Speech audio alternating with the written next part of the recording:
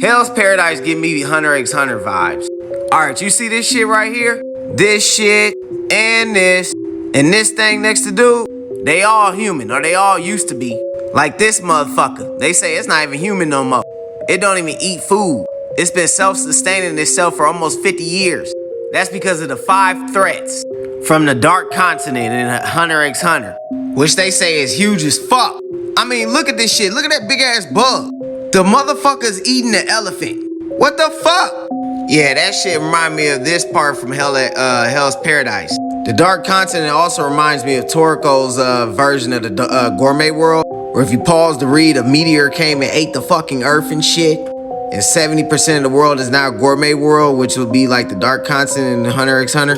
And they'll have shit like mountains falling, big ass birds coming to eat them, snakes eating shit in outer space. And we ain't even gonna talk about the shit that's in space eating planets and shit.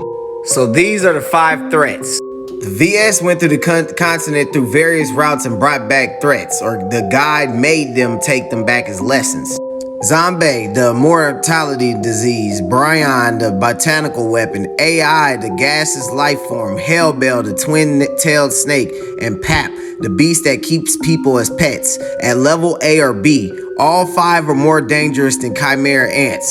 Yeah, Miram wasn't shit. They was the class level C.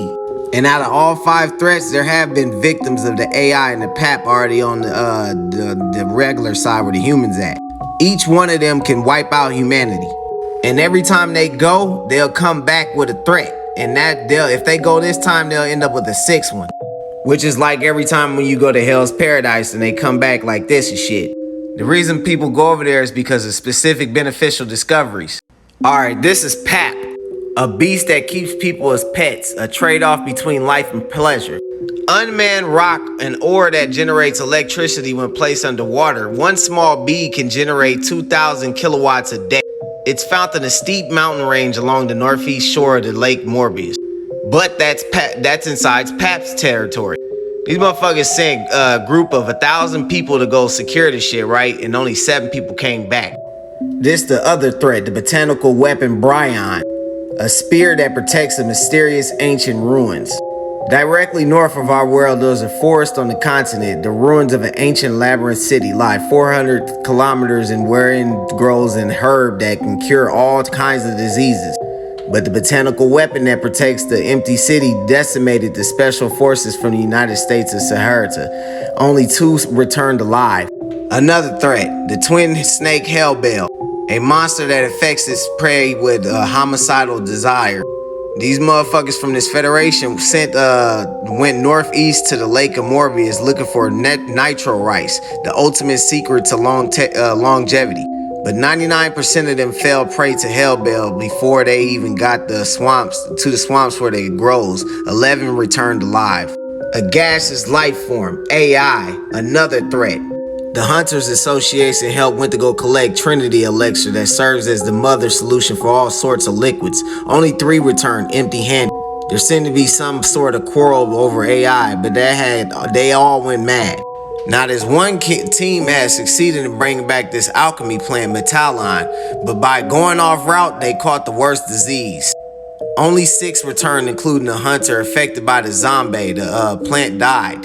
And the zombie is the immortality disease, which you seen this motherfucker have. And this is somebody that's possessed by an AI, one of the motherfuckers that survived.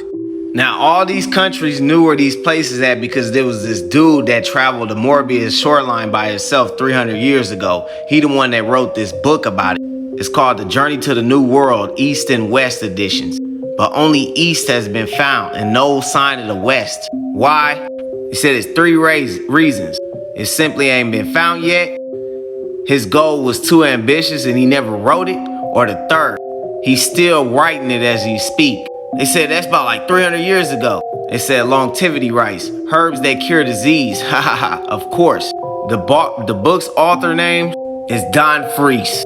I feel like a lot of anime is inspired off the Dark Continent. But what y'all think? Y'all think this shit was inspired off